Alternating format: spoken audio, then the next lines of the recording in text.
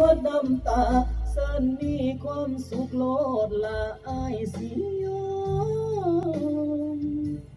กอดเอาความเหงา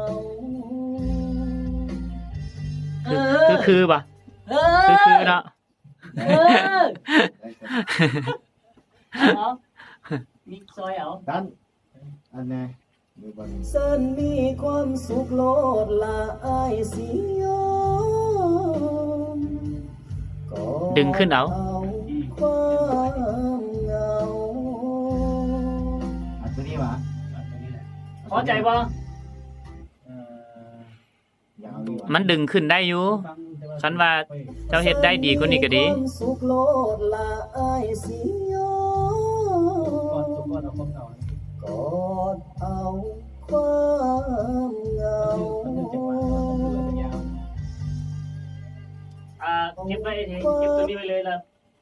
อีกร่องหนึ่งเพื่อเปรียบเทียบเด้ออีกร่องเดียวไอตอนท้ายค่อยอยากได้มันเศร้ากว่าหั่นไหมก็เอาความเหงานะให้มันเศร้าๆกว่าหั่นคนถือทิมก็ต้องเสียใจส่วนคนทิมไปบ่มีฮอดน้ำตาสันมีความสุขโลดละอายสิยอมกอดเอาความเหงาก็เอาความเหงาใครก็ตัวเมื่อกี้นี่แต่ว่ายอมหันบ่ได้ความ